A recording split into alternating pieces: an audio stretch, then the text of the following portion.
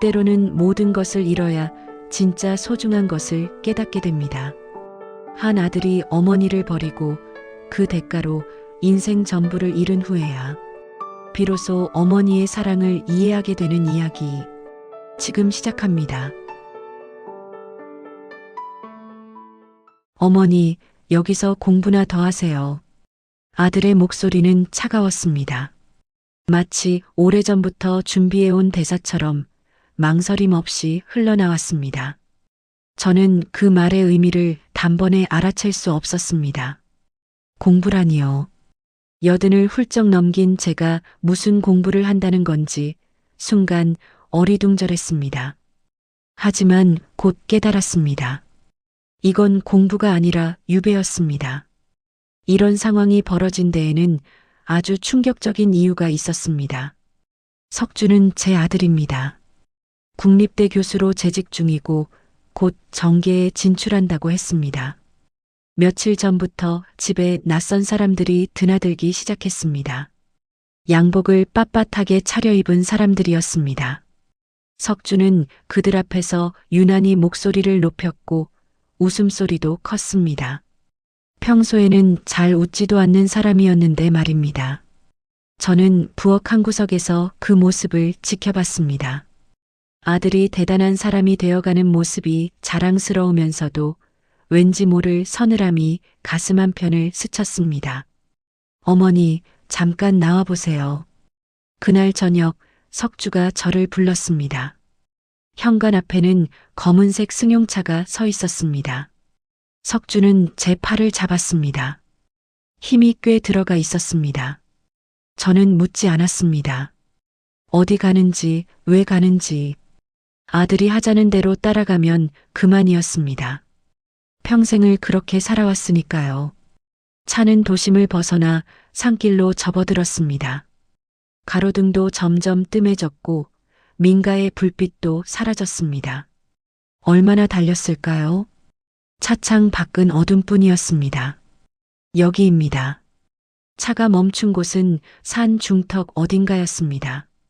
낡은 3층 건물이 희미한 가로등 아래 서 있었습니다. 청송고시원이라는 간판이 바람에 삐걱거렸습니다. 고시원이라기엔 너무 외딴 곳이었습니다. 주변에는 아무것도 없었습니다. 석주는 제 보따리를 들고 계단을 올라갔습니다. 저는 그 뒤를 따랐습니다. 무릎이 시큰거렸지만 내색하지 않았습니다. 복도는 습기 냄새가 배어 있었습니다. 형광등이 깜빡거렸고 벽지는 군데군데 들떠 있었습니다. 석주는 가장 안쪽 방문을 열었습니다. 203호. 방 안은 좁았습니다. 작은 책상 하나, 침대 하나, 그리고 창문 하나. 창문 너머로는 칠흑 같은 어둠만 보였습니다. 석주는 보따리를 바닥에 내려놓았습니다. 그리고 주머니에서 낡은 고무장화 한 켤레를 꺼내 문 옆에 툭 던졌습니다. 어머니 신발이요. 밖에 나가실 일 있으면 이거 신으세요. 고무장화는 제가 시장에서 폐지를 주울 때 신던 것이었습니다. 밑창이 닳아 구멍이 날 정도로 낡았습니다. 석주는 그걸 알고 있었습니다. 아니, 그렇기 때문에 가져온 것이었습니다. 저는 그 장화를 보며 무언가를 깨달았습니다. 아들은 제가 이곳에서 나가지 못하기를 바라고 있었습니다. 어머니, 치매시잖아요. 석주의 목소리는 낮고 단호했습니다. 치매라니요. 저는 치매가 아니었습니다. 가끔 깜빡할 때는 있지만 제 정신은 멀쩡했습니다. 하지만 석주의 눈빛을 보는 순간 저는 입을 다물었습니다. 이건 사실이 아니라 선언이었습니다. 당신은 이제부터 치매 환자다. 그러니 얌전히 여기 있어라.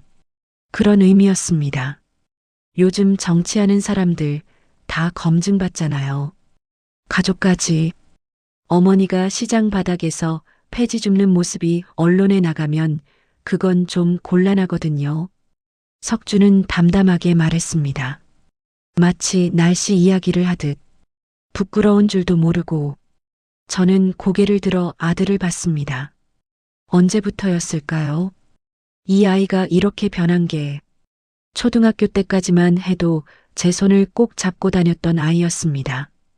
시장에서 군밤을 사주면 환하게 웃던 아이였습니다.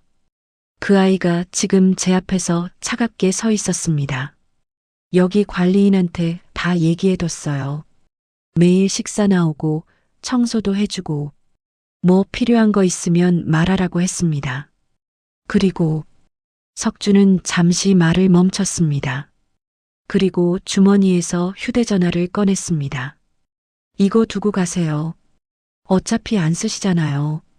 석주는 제 방 책상 위에 있던 구형 폴더폰을 가져가려 했습니다.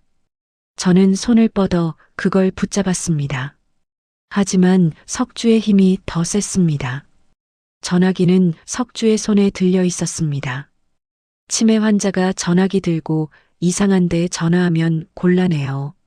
여기서 공부나 더 하세요. 책이라도 읽고. 그럼 전 가봐야 해서요. 석주는 돌아섰습니다. 망설임 없이 저는 그의 뒷모습을 바라봤습니다. 넓은 어깨, 곧게 선 등, 자신감 넘치는 걸음걸이, 모두 제가 만들어준 것들이었습니다. 새벽 4시에 일어나 시장에 나가고 폐지를 주워 모아 팔고 그 돈으로 학원비를 대고 대학 등록금을 마련하고 제 삶 전부를 쏟아부어 키운 아들이었습니다. 문이 닫혔습니다. 복도에 석주의 발소리가 멀어졌습니다. 계단을 내려가는 소리, 그리고 현관문이 열리고 닫히는 소리, 이내차 시동 거는 소리가 들렸습니다. 엔진 소리는 점점 작아지더니 완전히 사라졌습니다. 저는 그제야 방 안을 둘러봤습니다. 텅 빈 방이었습니다. 아무 온기도 없는 공간. 석주가 던져놓은 보따리와 고무장화만이 바닥에 놓여 있었습니다. 저는 천천히 보따리 쪽으로 걸어갔습니다. 무릎을 굽혀 앉았습니다. 관절이 욱신거렸지만 신경 쓰이지 않았습니다. 손을 뻗어 보따리를 풀었습니다. 낡은 옷가지들이 나왔습니다. 속옷 몇 벌, 덧저고리 한 벌, 양말 2켤레. 석주가 대충 싸온 것들이었습니다. 저는 그것들을 하나씩 꺼냈습니다. 그리고 보따리 바닥을 더듬었습니다. 손끝에 차갑고 단단한 무언가가 닿았습니다. 저는 그것을 꺼내 손바닥 위에 올려놓았습니다. 묵직했습니다.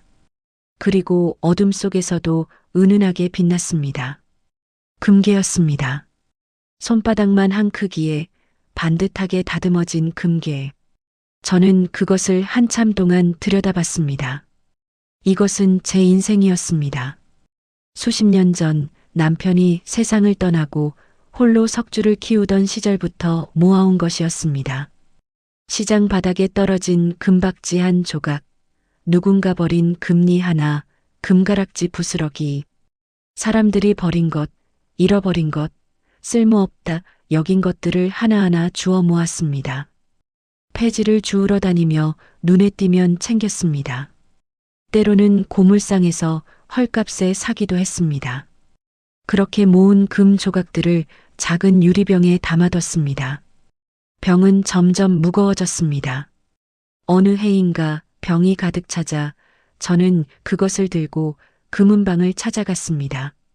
주인은 처음에는 코웃음을 쳤습니다.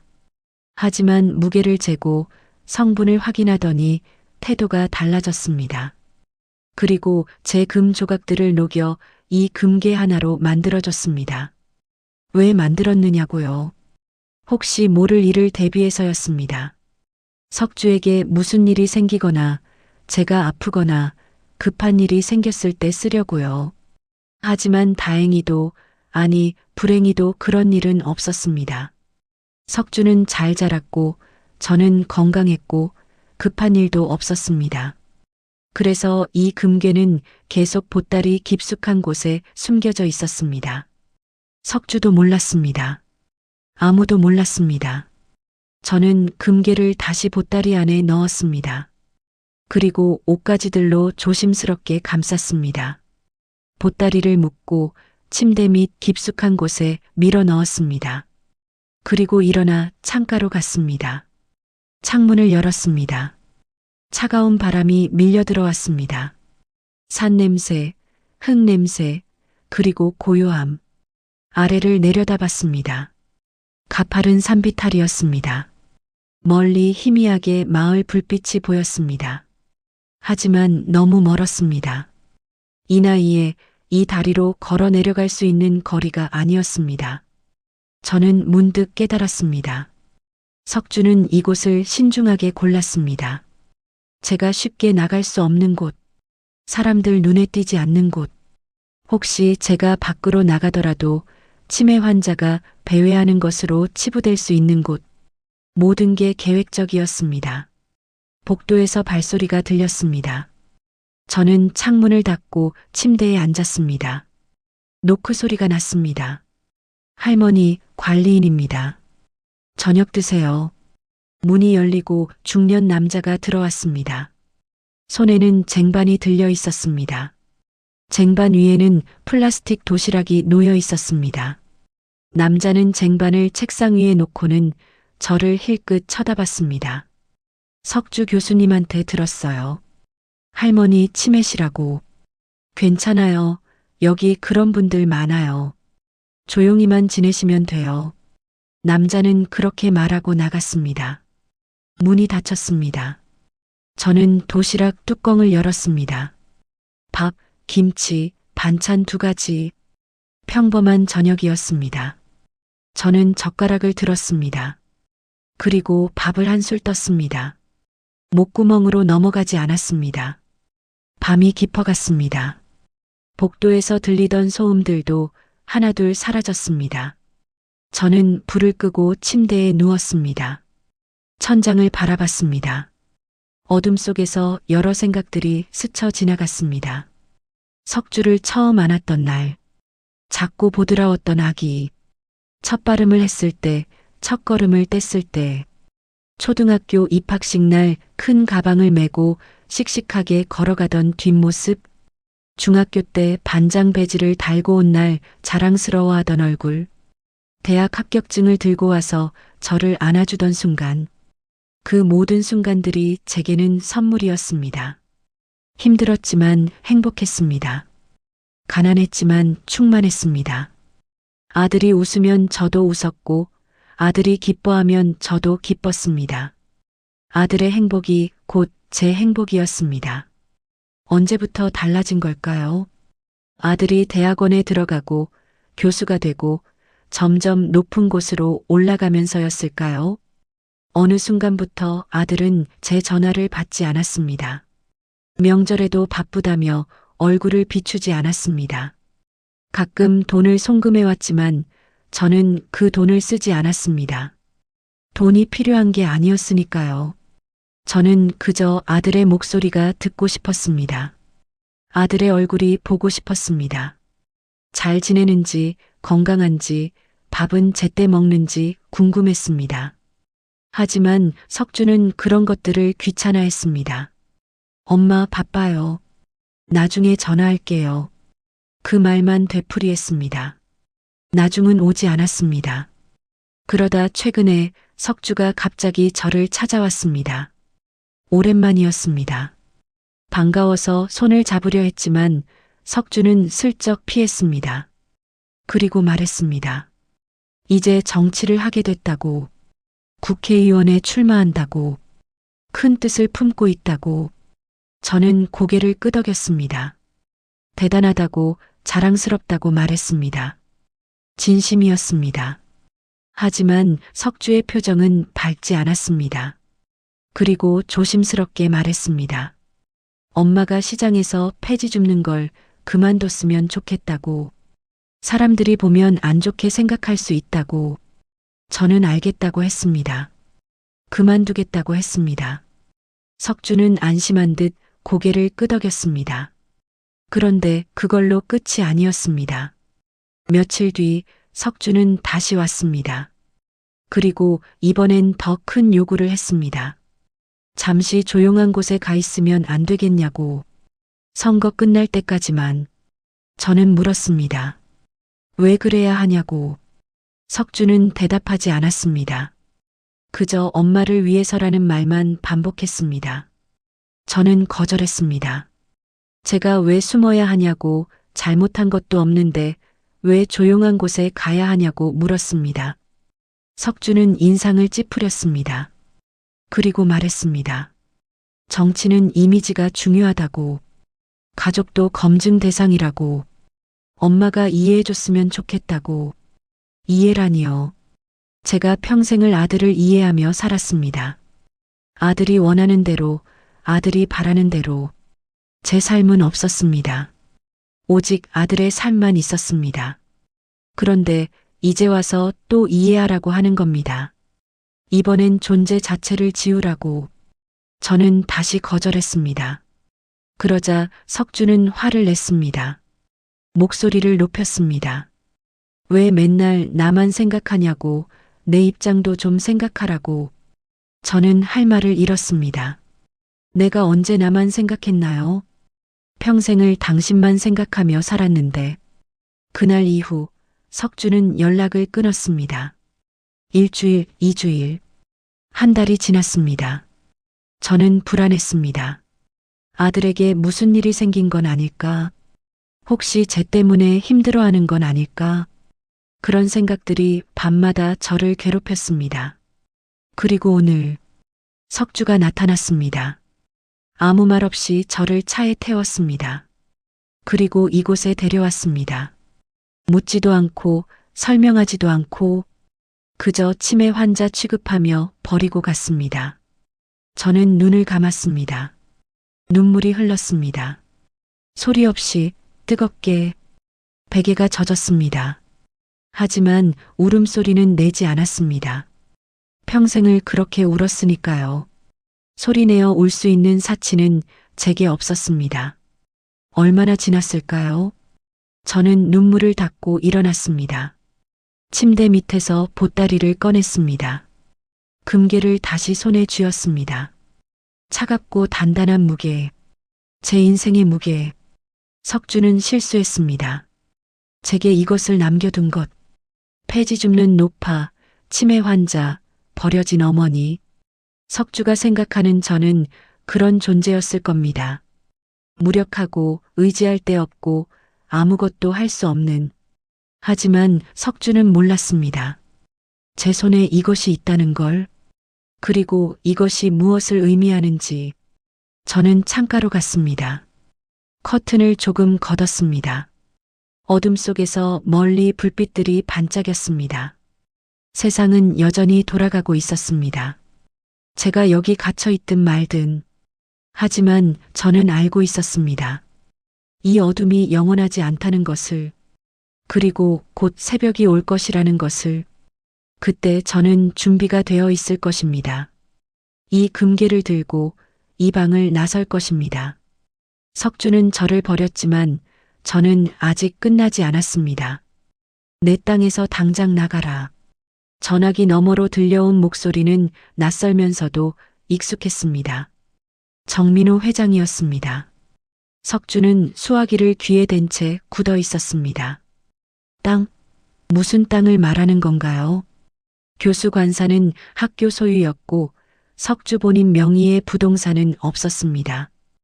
혼란스러운 와중에 정 회장은 차갑게 덧붙였습니다.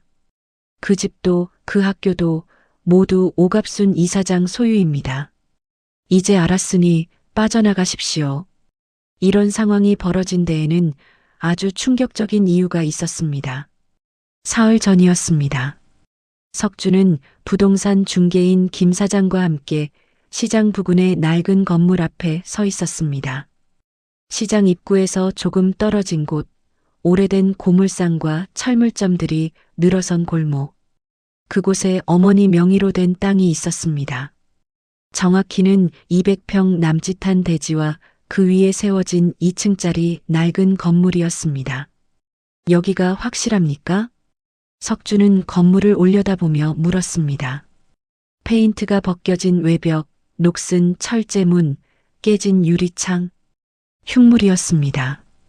이런 곳을 어머니가 소유하고 있다니 믿기지 않았습니다. 김 사장은 서류 뭉치를 넘기며 고개를 끄덕였습니다. 등기부등본 확인했습니다. 오갑순 씨 명의에 맞습니다. 1987년에 취득하셨네요. 거의 40년 전이에요. 1987년. 석주가 초등학생이던 시절이었습니다. 그때 어머니가 이런 땅을 샀다고요? 폐지를 주우며 하루하루 겨우 살아가던 그 시절에 석주는 고개를 저었습니다. 뭔가 잘못된 것 같았습니다. 하지만 서류는 명확했습니다. 소유자 오갑순, 주민등록번호까지 일치했습니다. 이 일대가 재개발 구역으로 묶였어요. 곧 보상금 나옵니다. 지금 파시면 시세보다 조금 낮게 받으시겠지만 그래도 최소 15억은 나올 겁니다. 15억. 석주의 눈이 반짝였습니다. 선거 자금으로 딱 좋은 금액이었습니다. 당 공천을 받긴 했지만 경쟁자들은 모두 막강한 자금력을 자랑했습니다. 석주도 돈이 필요했습니다. 광고비, 선거 사무소 운영비, 인건비. 계산해보니 최소 10억은 있어야 했습니다. 어머니께 위임장 받아오시면 바로 진행 가능합니다. 김 사장의 말에 석주는 잠시 망설였습니다. 어머니께 허락을 받아야 하나? 하지만 곧 생각을 바꿨습니다. 어차피 치매 환자 아닙니까? 판단 능력이 없으니 법적 대리인인 제가 결정하면 됩니다. 석주는 그렇게 스스로를 납득시켰습니다. 그날 밤 석주는 서재에서 어머니 명의의 서류들을 뒤졌습니다. 인감증명서, 주민등록등본, 통장사본. 필요한 건 다 있었습니다. 위임장도 직접 작성했습니다. 어머니 도장을 찍고 서명란에 휘갈겨 썼습니다. 누가 봐도 위조라는 걸 알 수 있었지만 석주는 신경 쓰지 않았습니다. 형식만 갖추면 됐습니다. 이틀 뒤 석주는 김 사장과 함께 매수인을 만났습니다. 시내 고급 호텔 라운지였습니다. 매수인은 50대 중반의 점잖은 신사였습니다. 정민호. 명함에는 MH건설 회장이라고 적혀 있었습니다. 석주는 처음 보는 사람이었지만 김 사장의 소개로는 시내에서 꽤 알려진 건설업자라고 했습니다. 반갑습니다, 정 교수님. 정 회장은 악수를 청했습니다. 석주는 그의 손을 잡았습니다. 단단하고 거친 손이었습니다. 일꾼의 손. 하지만 옷차림은 고급스러웠습니다. 맞춤 양복에 명품 시계. 성공한 사업가의 품격이 느껴졌습니다. 어머님 땅을 파신다고 들었습니다. 정 회장이 커피를 마시며 말했습니다. 석주는 고개를 끄덕였습니다. 네, 어머니께서 연로하셔서 관리가 어렵다고 하셔서요. 정리하는 게 낫겠다 싶어서 나왔습니다. 거짓말이었습니다. 어머니는 그런 말 한 적 없었습니다. 아니, 애초에 물어보지도 않았습니다. 하지만 정 회장은 의심하는 기색이 없었습니다. 그저 고개를 끄덕이며 서류를 펼쳤습니다. 가격은 15억으로 하겠습니다. 등기 이전 비용은 저희가 부담하고요. 계약금 10%, 중도금 40%, 잔금 50% 이렇게 나눠서 드리겠습니다. 조건은 나쁘지 않았습니다. 석주는 내심 만족했습니다. 계약금만 1억 5천이면 당장 급한 불은 끌 수 있었습니다. 석주는 펜을 들었습니다. 계약서에 서명하려는 순간이었습니다. 잠깐만요. 정 회장이 석주의 손을 가로막았습니다. 석주는 고개를 들었습니다. 정 회장의 표정이 달라져 있었습니다. 아까까지의 온화한 미소는 사라지고 차갑고 날카로운 눈빛이 석주를 꿰뚫고 있었습니다. 정 교수님, 혹시 오갑순 여사님께 직접 확인하셨습니까? 네. 무슨 말씀이신지. 이 땅 매매에 대해서요. 어머님께 동의를 구하셨냐는 겁니다. 석주는 당황했습니다. 목소리가 약간 떨렸습니다. 어머니는 지금 건강이 좋지 않으셔서 치매도 있고 해서 제가 법적 대리인으로서 치매요? 정 회장이 코웃음을 쳤습니다. 그리고 가방에서 서류 한 뭉치를 꺼냈습니다. 탁 소리를 내며 테이블 위에 놓았습니다. 석주는 그 서류를 내려다봤습니다. 등기부등본이었습니다. 하지만 석주가 가져온 것과는 달랐습니다. 이게 뭡니까? 석주가 물었습니다. 정 회장은 서류를 넘기며 손가락으로 한 부분을 가리켰습니다. 잘 보십시오. 2024년 12월 15일자 소유권 이전 등기가 완료됐습니다. 양도인 오갑순, 양수인 갑순장학재단. 석주는 눈을 크게 떴습니다. 갑순장학재단? 그게 뭡니까? 정 회장은 계속 설명했습니다. 오갑순 여사님께서 직접 설립하신 공익재단입니다. 시장 일대 부동산 7필지 총 1200평을 재단에 기부하셨어요. 정 교수님이 팔려고 하시는 그 땅도 이미 재단 소유입니다. 이미 2달 전에 말이죠. 석주는 말문이 막혔습니다. 재단? 어머니가 불가능했습니다. 어머니는 폐지나 줍는 무학의 노인이었습니다. 재단 같은 걸 설립할 능력도 의지도 없었습니다. 이건 분명 뭔가 잘못된 겁니다. 이건 사기입니다. 누가 어머니 이름을 도용한 거예요. 석주가 목소리를 높였습니다. 정 회장은 고개를 저었습니다. 사기가 아닙니다. 제가 직접 확인했으니까요. 오갑순 여사님을 뵙고 재단 설립 서류에 직접 서명하시는 것도 봤습니다. 본인 의사가 명확했어요. 그럴 리가 없어요. 어머니는 치매요? 정 회장이 다시 웃었습니다. 비웃음이었습니다. 정 교수님, 오갑순 여사님은 치매 환자가 아닙니다. 아주 또렷한 정신으로 지난 40년간 이 시장 일대의 부동산을 조금씩 사모으신 분입니다. 시장의 큰손이에요. 아마 모르셨겠죠? 어머님이 그런 분인 줄. 석주는 숨이 막혔습니다. 머릿속이 하얘졌습니다. 시장의 큰손? 어머니가? 말도 안 됐습니다. 하지만 정 회장의 눈빛은 진지했습니다. 거짓말을 하는 것 같지 않았습니다. 증거를 보여드릴까요? 정 회장은 태블릿을 꺼내 화면을 켰습니다. 그리고 석주에게 보여줬습니다. 화면에는 어머니가 나와 있었습니다. 하지만 석주가 아는 그 초라한 모습이 아니었습니다. 단정한 한복을 입고 머리를 곱게 빗어 넘긴 모습, 안경을 쓰고 서류를 들여다보고 있었습니다. 옆에는 변호사로 보이는 사람들이 서 있었고 누군가 설명을 하고 있었습니다. 어머니는 고개를 끄덕이며 듣고 있었습니다. 이건 언제 찍은 겁니까? 2달 전입니다. 재단 설립 당일 찍은 거예요. 오갑순 여사님께서 직접 재단 정관을 승인하시고 이사진을 임명하시고 재단 이사장에 취임하셨습니다. 석주는 화면을 뚫어져라 쳐다봤습니다. 어머니의 표정은 평온했습니다. 흐릿한 눈빛도 멍한 표정도 없었습니다.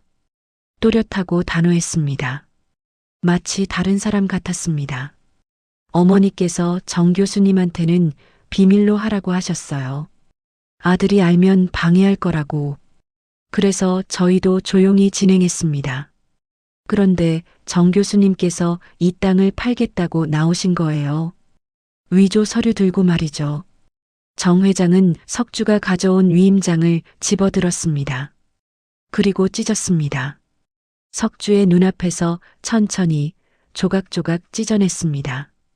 이건 명백한 사문서 위조입니다. 고소하면 교수님은 감옥 갑니다. 하지만 오갑순 여사님께서 그러지 말라고 하셨어요. 아들이니까. 그래서 제가 대신 경고하는 겁니다. 석주는 입술을 깨물었습니다. 손이 떨렸습니다. 분노인지 수치심인지 공포인지 알 수 없었습니다. 모든 감정이 뒤섞여 있었습니다. 그리고 한 가지 더. 정 회장은 다른 서류를 꺼냈습니다. 정 교수님이 현재 거주 중인 교수 관사. 그것도 오갑순 여사님 소유입니다. 뭐라고요? 석주는 벌떡 일어났습니다. 교수 관사가 어머니 소유라니 그게 무슨 말입니까? 교수 관사는 대학 소유였습니다. 학교에서 제공하는 복지 혜택이었습니다. 대학 건물과 부지, 상당 부분이 오갑순 여사님 명의로 되어 있습니다. 20년 전쯤 학교가 재정난을 겪을 때 여사님께서 땅을 기부하신 거예요. 조건부로. 그 조건 중 하나가 아들 정석주 교수에게 관사를 제공할 것이었습니다. 석주는 주저앉았습니다. 다리에 힘이 풀렸습니다. 그동안 자신이 알고 있던 모든 것이 무너져 내렸습니다. 교수 관사를 학교가 준 줄 알았습니다. 자신의 실력과 업적을 인정받아서 받은 혜택이라고 생각했습니다. 하지만 아니었습니다. 그것도 어머니가 만들어준 것이었습니다. 이제 그 조건이 해지됐습니다. 오갑순 여사님께서 직접 요청하셨어요. 아들에 대한 지원을 모두 중단하라고. 그러니까 정 교수님 한 달 안에 그 집에서 나가셔야 합니다. 한 달이라니. 지금 당장 어디로 가라는 겁니까? 석주가 소리쳤습니다. 하지만 정 회장은 흔들림이 없었습니다. 그건 제 알 바 아닙니다. 오갑순 여사님의 지시를 따를 뿐입니다. 아, 그리고 하나 더. 정 교수님 신용카드, 대출, 모든 금융거래가 지금부터 정지됩니다. 무슨 소리를. 그것도 여사님 명의로 보증 서 있던 겁니다. 정 교수님 신용도로는 은행에서 대출 한 푼 못 받으셨을 거예요. 여사님이 담보를 제공하셨기 때문에 가능했던 겁니다. 이제 그 담보가 회수됐습니다. 석주는 아무 말도 할 수 없었습니다. 목구멍이 타들어가는 것 같았습니다. 정 회장은 자리에서 일어났습니다. 오갑순 여사님께서 마지막으로 전하라고 하셨습니다. 내 땅에서 당장 나가라고요. 그럼 실례하겠습니다. 정 회장은 고개를 숙이고는 자리를 떴습니다. 석주는 멍하니 앉아 있었습니다. 주변의 소음들이 들리지 않았습니다. 사람들의 웃음소리, 커피 머신 돌아가는 소리, 배경음악, 모든 게 멀게만 느껴졌습니다. 얼마나 지났을까요? 석주는 비틀거리며 일어났습니다. 호텔을 나왔습니다. 차에 올라타 시동을 걸었습니다. 어디로 가는지도 모른 채 핸들을 잡았습니다. 그냥 달렸습니다. 어느새 집 앞에 도착해 있었습니다. 교수 관사. 아담하고 깔끔한 2층 단독주택. 마당에는 아내가 가꾼 장미꽃이 피어 있었습니다. 석주는 차에서 내렸습니다. 현관문을 열었습니다. 여보, 왜 이렇게 늦어? 계약은 잘 됐어? 아내 수진이 부엌에서 나왔습니다. 밝은 표정이었습니다. 석주는 아내를 봤습니다. 그리고 입을 열었습니다. 우리 이사 가야 해. 네. 이사? 갑자기 왜? 이 집. 우리 집이 아니야. 석주는 소파에 주저앉았습니다. 수지는 남편의 창백한 얼굴을 보고 놀라 다가왔습니다. 무슨 일 있어? 계약이 안 된 거야? 석주는 고개를 저었습니다. 그리고 천천히 오늘 있었던 일을 설명했습니다. 어머니가 실은 부자였다는 것, 재단을 만들었다는 것, 이 집도 학교 땅도 모든 게 어머니 소유였다는 것, 그리고 이제 모든 지원이 끊겼다는 것. 수진의 얼굴이 창백해졌습니다. 그녀는 몇 번이고 고개를 저었습니다. 말도 안 돼. 어머님이, 그 어머님이. 수진도 시어머니를 무시해왔습니다. 남편보다 더 심했습니다. 시어머니가 집에 오면 현관에서 돌려보냈습니다. 냄새 난다고, 더럽다고, 명절에도 오지 말라고 했습니다. 창피하다고. 시어머니는 아무 말 없이 돌아섰습니다. 하지만 그 눈빛을 수지는 기억했습니다. 슬프고 외롭고 그러면서도 어딘가 단단한 눈빛. 어떻게, 우리 어떡하면 좋아? 수진이 울먹였습니다. 석주는 대답하지 않았습니다. 대답할 수가 없었습니다. 며칠 뒤 석주는 학교 총장실에 불려갔습니다. 총장은 불편한 표정으로 석주를 맞았습니다. 정 교수 앉게. 석주는 앉았습니다. 총장은 한숨을 쉬었습니다. 오갑순 여사님 측에서 연락이 왔어. 정 교수에 대한 모든 지원을 중단하겠다고. 관사도 비워달라고 했네. 총장님, 제가 설명은 필요 없어. 총장이 손을 들어 막았습니다. 우리 학교가 지금까지 유지될 수 있었던 건 오갑순 여사님 덕분이야. 땅도 건물도 장학금도 다 여사님이 기부하신 거야. 자네도 그 혜택을 받았고, 그런데 자네가 어머니를 어떻게 대했는지는 나도 들었네. 석주는 고개를 숙였습니다. 총장은 계속 말했습니다. 한 달 안에 관사를 비우게. 그리고 자네 연구비 지원도 재검토해야 할 것 같아. 미안하지만 학교 입장도 있으니. 석주는 총장실을 나왔습니다. 복도를 걸었습니다. 동료 교수들이 힐끗힐끗 쳐다봤습니다. 소문은 이미 퍼진 것 같았습니다. 석주는 고개를 들 수 없었습니다. 연구실로 돌아왔습니다. 책상 위에 쌓인 서류들을 봤습니다. 논문, 강의 자료, 학생들 과제. 어제까지만 해도 중요하게 느껴졌던 것들이었습니다. 하지만 지금은 아무 의미가 없었습니다. 휴대전화가 울렸습니다. 은행에서 온 문자였습니다.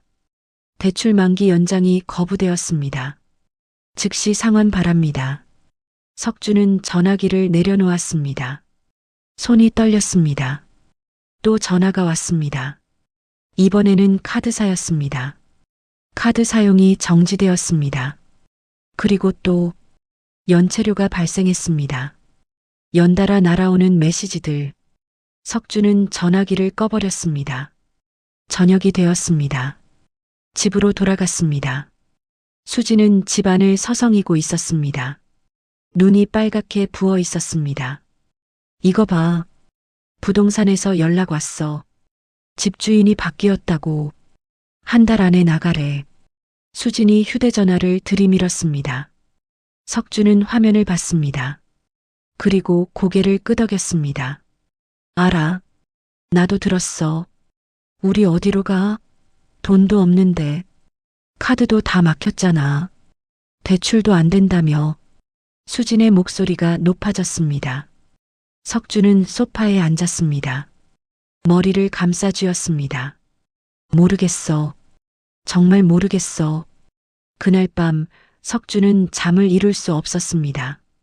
천장을 바라보며 생각했습니다. 어떻게 이런 일이 벌어진 걸까? 어머니가 정말 그런 사람이었나? 아니, 자신이 어머니를 몰랐던 걸까?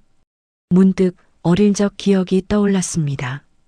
어머니가 새벽같이 나가시던 모습, 밤늦게 돌아오시던 모습, 항상 무언가를 세고 기록하고 계산하시던 모습. 당시에는 그냥 일하시는 거라고만 생각했습니다. 생계를 위해 폐지를 주우시는 거라고. 하지만 이제 생각해보니 달랐습니다. 어머니는 그저 일한 게 아니었습니다. 계획을 세우고 실행하고 자산을 불려가고 계셨던 겁니다. 얼마나 외로웠을까요? 얼마나 힘들었을까요? 아무도 모르게 혼자서. 석주는 눈을 감았습니다. 가슴이 먹먹했습니다. 다음 날 아침 석주는 일찍 일어났습니다. 어디론가 가야 할 것 같았습니다. 차를 몰고 나왔습니다. 그리고 무의식 중에 시장으로 향했습니다. 시장은 이른 시간부터 북적였습니다. 상인들이 물건을 펼치고 손님들이 오가고 활기찬 소리들이 가득했습니다. 석주는 차에서 내려 시장 안을 걸었습니다. 어머니가 폐지를 주우시던 골목, 낡은 고물상들이 늘어선 곳. 석주는 그곳에 섰습니다. 그리고 주변을 둘러봤습니다. 이 땅들이 이 건물들이 모두 어머니 것이었다니. 여기 주인 찾으세요? 옆에서 누군가 물었습니다. 고물상 주인으로 보이는 노인이었습니다. 석주는 고개를 저었습니다. 아니요, 그냥. 오갑순 여사 아들분 아니세요? 노인이 물었습니다. 석주는 놀라 노인을 봤습니다. 어떻게? 얼굴이 똑같아요. 여사님 사진 봤거든요. 여기 건물 주시잖아요. 우리 다 알아요. 노인은 웃었습니다. 하지만 따뜻한 웃음은 아니었습니다. 좋은 어머니 두셨네요. 우리 같은 사람들 좀 챙겨주시고, 장학금도 주시고. 근데 아들은 어머니를 버렸다면서요? 소문 다 났어요. 석주는 아무 말도 하지 못했습니다. 노인은 고개를 저으며 가게 안으로 들어갔습니다. 석주는 그 자리에 서 있었습니다. 어머니의 목소리가 들리는 것 같았습니다. 내 땅에서 당장 나가라. 차갑고 단호한 목소리. 석주는 고개를 떨어뜨렸습니다. 모든 게 무너지고 있었습니다. 엄마가 그럴 리 없어. 석주는 소리쳤습니다. 텅 빈 강의실에 메아리만 울렸습니다. 책상 위에는 해임 통지서가 놓여 있었습니다. 재단 이사회의 결정에 따라 귀하의 교수직을 즉시 해임함을 통보합니다. 차갑고 간결한 문장이었습니다. 석주는 그 종이를 구겨 던졌습니다. 하지만 현실은 바뀌지 않았습니다. 이런 상황이 벌어진 데에는 아주 충격적인 이유가 있었습니다. 일주일 전 모든 게 동시에 무너지기 시작했습니다. 은행 대출은 연체되었고 카드는 모두 정지되었습니다. 교수 관사에서도 쫓겨났습니다. 석주와 수지는 급하게 짐을 싸서 작은 월세 오피스텔로 이사했습니다. 보증금 500만 원, 월세 50만 원. 초라한 공간이었지만 달리 갈 곳이 없었습니다. 그런데 문제는 거기서 끝이 아니었습니다. 2, 3일이 지나자 낯선 사람들이 오피스텔 앞에 나타나기 시작했습니다. 검은색 차를 타고 온 남자들이었습니다. 처음에는 조용히 기다리고 있었습니다. 하지만 점점 대담해졌습니다. 정석주 교수님 나오세요. 얘기 좀 합시다. 초인종이 울렸습니다. 석주는 문을 열지 않았습니다. 하지만 남자들은 포기하지 않았습니다. 몇 시간이고 문 앞에 서 있었습니다. 이웃들이 수군거렸습니다. 석주는 커튼을 치고 숨죽이며 있을 수밖에 없었습니다. 당신 뭐 한 거야? 수진이 다그쳤습니다. 얼굴은 창백했고 목소리는 떨렸습니다. 아무것도 안 했어. 그냥 대출 좀 받았을 뿐이야. 대출? 은행 대출 말고 다른 데서도 받은 거야? 석주는 대답하지 않았습니다. 침묵이 곧 시인이었습니다. 수지는 손으로 얼굴을 감쌌습니다. 사실이었습니다.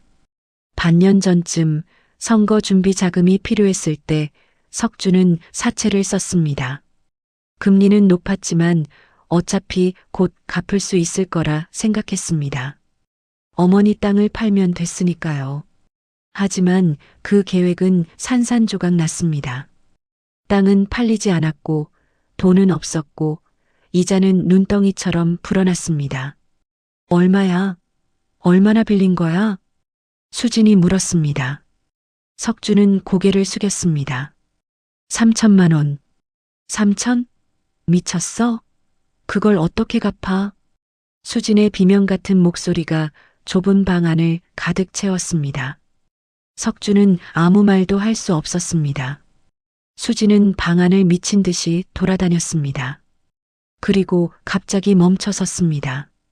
나 못 살아. 이렇게는 못 살아. 수진은 방으로 들어가 서랍을 뒤지기 시작했습니다. 옷을 꺼내고 서류를 챙기고 통장을 찾았습니다.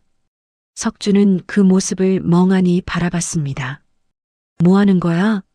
나가. 나 나갈 거야. 어디를? 어디든. 당신한테서 멀리. 수지는 가방을 쌌습니다. 서둘렀습니다. 마치 1초라도 더 이곳에 있으면 안 될 것처럼. 석주는 수진의 팔을 잡았습니다. 잠깐만 얘기 좀 하자. 방법을 찾아보자. 방법? 무슨 방법? 당신 이미 다 망가뜨렸잖아.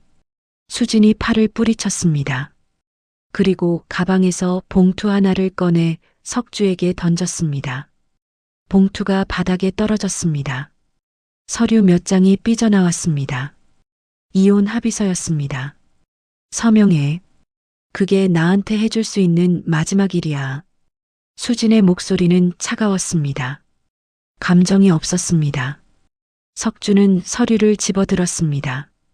이혼 합의서라는 제목이 눈에 들어왔습니다. 손이 떨렸습니다. 우리 15년을 같이 살았잖아. 그래서 더 못 살겠어. 15년이나 속았으니까. 당신이 대단한 사람인 줄 알았어. 교수니까, 머리 좋으니까, 장래가 촉망되니까. 근데 다 거짓이었잖아. 시어머니 돈으로 산 거였어. 시어머니 땅으로 버틴 거였어. 당신은 아무것도 아니었어. 수진의 말 한마디 한마디가 날카로운 칼처럼 석주의 가슴을 찔렀습니다. 석주는 입술을 깨물었습니다. 아무 반박도 할 수 없었습니다. 사실이었으니까요. 재산 분할은 안 할 거야. 어차피 빚뿐이니까. 나 4명의 통장에 있는 돈만 가지고 갈게. 그것도 내가 번 돈이야. 당신 돈 아니야. 수지는 현관으로 향했습니다. 신발을 신었습니다. 석주는 따라갔습니다. 수진아, 제발. 서명 안 하면 재판 이혼 신청할 거야. 그게 더 복잡해. 그냥 서명해줘. 수진은 문을 열었습니다. 밖에는 여전히 검은 차가 서 있었습니다. 수진은 그들을 힐끗 보고는 반대 방향으로 걸어갔습니다. 석주는 문가에 서서 그녀의 뒷모습을 지켜봤습니다. 점점 작아지는 모습, 그리고 모퉁이를 돌아 사라졌습니다. 석주는 문을 닫았습니다. 혼자 남았습니다. 텅 빈 방, 아내가 두고 간 이혼 합의서, 그리고 창밖에서 지켜보는 사채업자들. 석주는 바닥에 주저앉았습니다. 며칠이 지났습니다. 사채업자들은 점점 노골적으로 변했습니다. 문을 두드리는 소리가 거세졌습니다. 협박 문자가 쏟아졌습니다. 오늘 안에 이자라도 갚으시죠? 도망가면 가족한테 간다는 거 아시죠? 이제 참을성도 한계네요. 석주는 휴대전화를 껐습니다. 하지만 현관문 두드리는 소리는 막을 수 없었습니다. 쿵쿵쿵. 하루 종일 이어지는 소음. 석주는 귀를 막았습니다. 하지만 소리는 사라지지 않았습니다. 어느 날 밤 석주는 결심했습니다. 여기 있으면 안 되겠다고. 도망가야 한다고.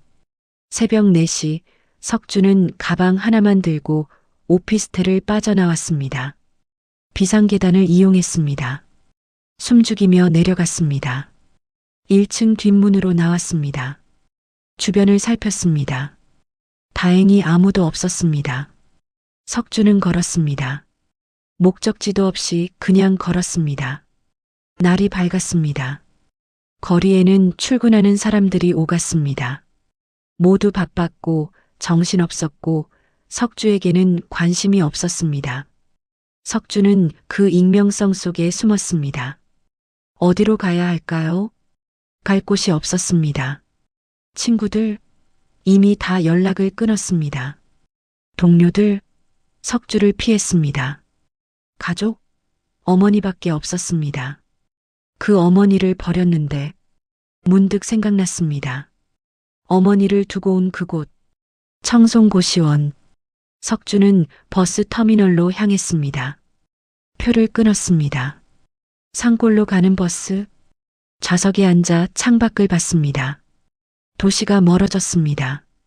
빌딩들이 사라지고 산이 나타났습니다. 몇 시간을 달렸을까요? 버스는 산 중턱 정류장에 멈췄습니다. 석주는 내렸습니다. 주변을 둘러봤습니다. 희미한 기억이 떠올랐습니다. 그날 밤 어머니를 데려왔던 길. 석주는 그 길을 따라 걸었습니다. 30분쯤 걸었을까요? 익숙한 건물이 보여야 할 곳에 도착했습니다. 하지만 건물은 없었습니다. 대신 철조망과 공사 표지판이 서 있었습니다. 위험 출입 금지 철거 공사 중. 석주는 철조망 앞에 섰습니다. 안을 들여다봤습니다. 건물은 반쯤 무너져 있었습니다.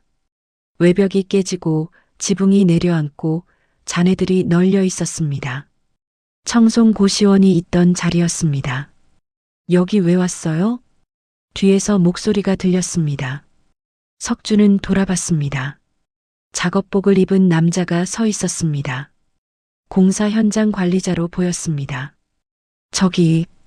여기 고시원이 있었는데 철거됐어요. 한 달 전에 건물주가 바뀌어서 다 비우고 부쉈어요. 그럼 여기 있던 사람들은요? 다 나갔죠. 다른 데로 옮기거나 집으로 가거나. 석주의 가슴이 철렁 내려앉았습니다. 혹시 여기 오갑순이라는 할머니 계셨나요? 남자는 고개를 가웃거렸습니다. 오갑순? 모르는데요. 여기 사람 많았어요. 다 누군지 어떻게 알아요? 80 넘으신 할머니인데 203호에 계셨어요. 아, 203호요? 거긴 비어 있었어요. 철거할 때 봤는데 아무도 없었어요. 석주는 숨이 막혔습니다. 비어 있었다고요? 어머니는 어디로 간 겁니까? 보따리 같은 거, 남은 물건은요? 다 버렸어요. 쓰레기차로 실어갔어요. 석주는 비틀거렸습니다. 남자가 팔을 잡아줬습니다. 괜찮아요? 아니, 괜찮아요. 석주는 남자의 손을 뿌리치고 돌아섰습니다. 비틀거리며 걸었습니다. 철조망을 따라 무너진 건물을 보며 어머니를 여기 버리고 갔던 그날이 떠올랐습니다. 어머니의 눈빛, 아무 말 없이 석주를 바라보던 그 눈빛. 석주는 주저앉았습니다. 땅바닥에 무릎을 꿇었습니다. 손으로 얼굴을 감쌌습니다. 울음이 터져 나왔습니다. 억누르고 있던 모든 감정이 한꺼번에 쏟아졌습니다. 엄마, 미안해, 미안해. 목이 메었습니다. 말이 제대로 나오지 않았습니다. 눈물이 멈추지 않았습니다. 하지만 아무도 듣지 않았습니다. 산바람만 차갑게 불어왔습니다. 얼마나 울었을까요? 해가 기울기 시작했습니다. 석주는 일어났습니다. 다리에 힘이 없었습니다. 비틀거리며 정류장으로 돌아갔습니다.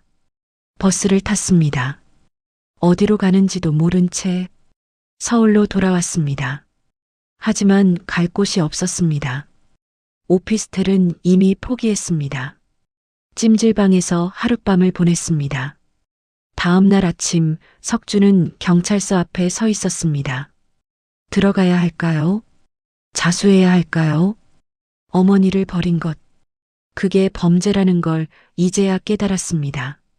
존속유기죄, 형법에 명시된 범죄. 석주는 법학을 전공하지는 않았지만 알고 있었습니다. 그런데도 했습니다. 어머니를 산골에 버렸습니다. 휴대전화가 울렸습니다. 모르는 번호였습니다. 석주는 받았습니다. 정석주 교수님이십니까? 네. 누구시죠? 서부경찰서 형사과입니다. 출석 요구서를 발송했는데 받으셨습니까? 석주의 심장이 쿵 내려앉았습니다. 무슨 일로요? 오갑순 씨 실종 건으로 조사가 필요합니다. 며칠 안에 출석해 주시기 바랍니다. 안 그러면 강제 소환 절차 들어갑니다. 전화가 끊겼습니다. 석주는 휴대전화를 쥔 채 멍하니 서 있었습니다. 실종. 어머니가 실종됐다는 겁니까? 누가 신고한 걸까요? 경찰은 뭘 알고 있는 걸까요? 석주는 경찰서에서 멀어졌습니다. 도망쳤습니다. 출석할 수 없었습니다. 출석하면 모든 게 드러날 것 같았습니다.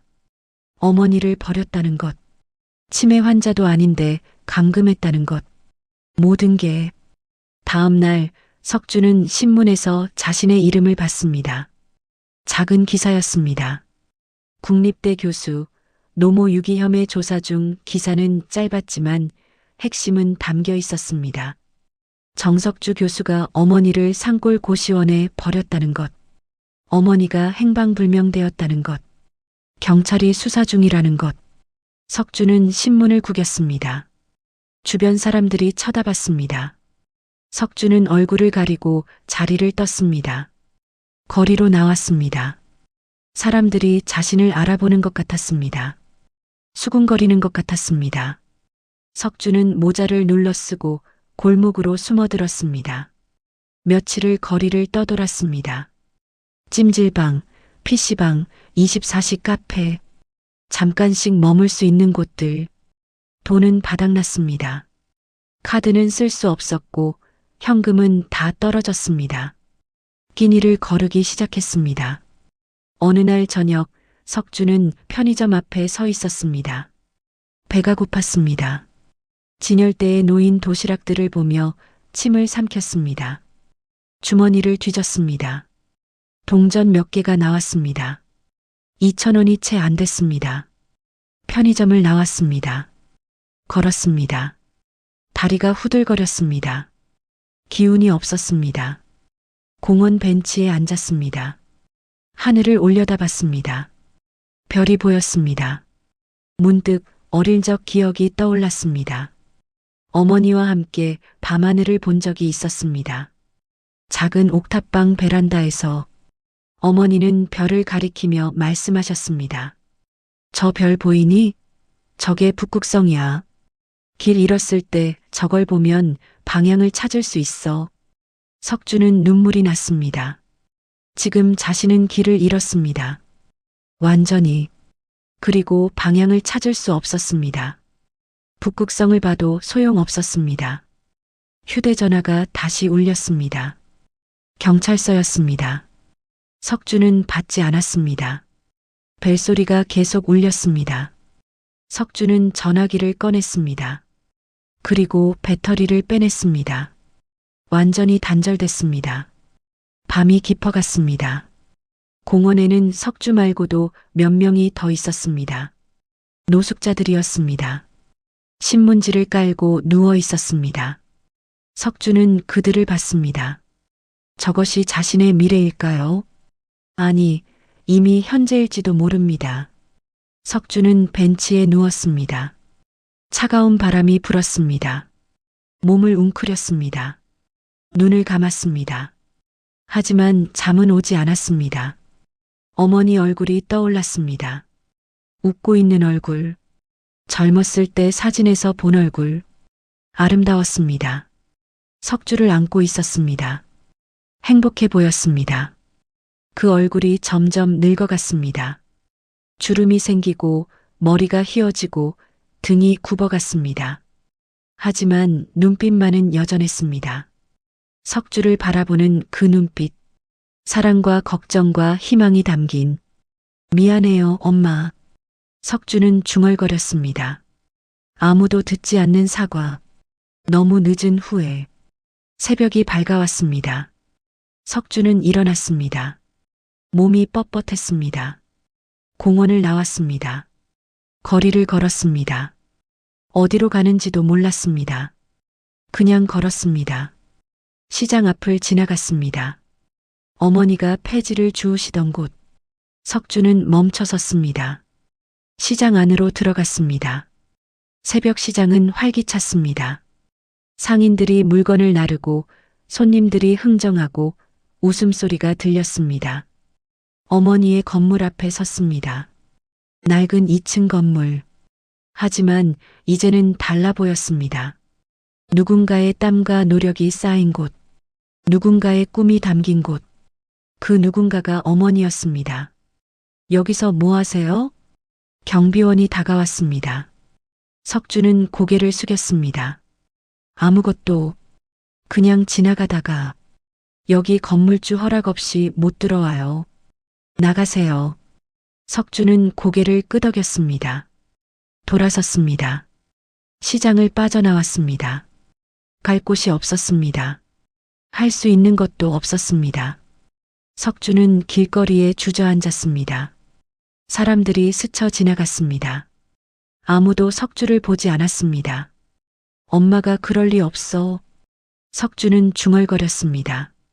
하지만 그건 거짓말이었습니다. 어머니는 그럴 수 있는 분이었습니다. 아니, 그럴 수밖에 없게 만든 건 석주였습니다. 모든 게 석주의 잘못이었습니다.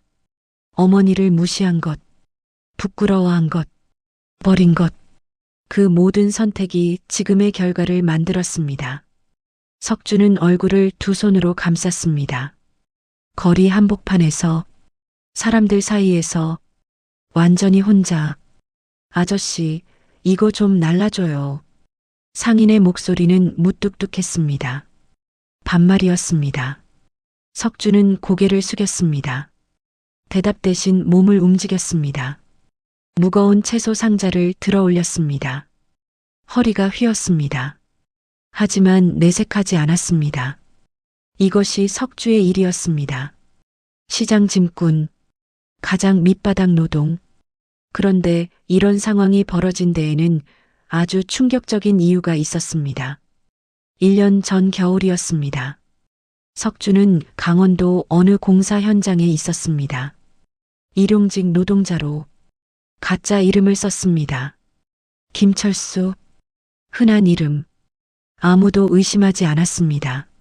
하루 10만 원. 현금으로 받았습니다. 경찰을 피하려면 흔적을 남기면 안 됐습니다. 그날도 추운 날이었습니다. 영하 15도.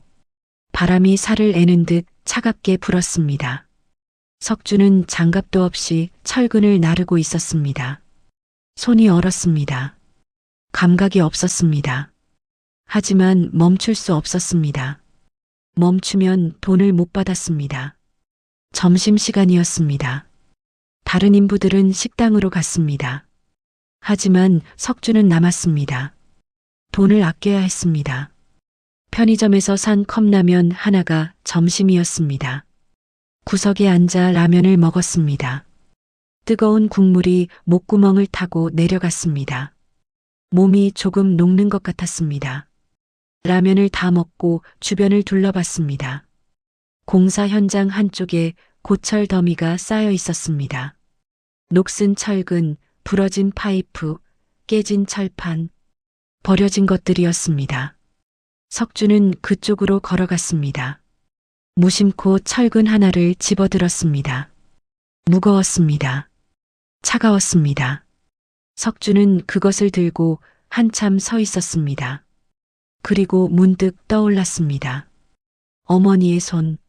어릴 적 기억이었습니다. 겨울이었습니다. 눈이 내렸던 날. 학교에서 돌아온 석주는 집 앞 수도에서 어머니를 봤습니다. 어머니는 찬물에 손을 씻고 있었습니다. 손이 빨갛게 부어 있었습니다. 동상 걸린 손. 하지만 어머니는 계속 씻었습니다. 고무를 씻고 계셨습니다. 녹슨 금속 조각들을 하나하나 정성스럽게. 엄마, 왜 그래요? 추운데. 석주가 물었습니다. 어머니는 웃었습니다. 이거 팔아야 내 공책 살 수 있어. 괜찮아. 엄마 손 튼튼해. 하지만 괜찮지 않았습니다. 어머니의 손은 갈라져 있었습니다. 피가 배어 나왔습니다. 그런데도 멈추지 않았습니다. 계속 씻고 닦고 말리고 그 고물들을 모아 고물상에 팔았습니다. 몇백 원, 많아야 몇천 원. 그 돈으로 석주의 공책을 샀습니다. 석주는 공사 현장에서 철근을 내려놓았습니다. 그리고 자신의 손을 봤습니다.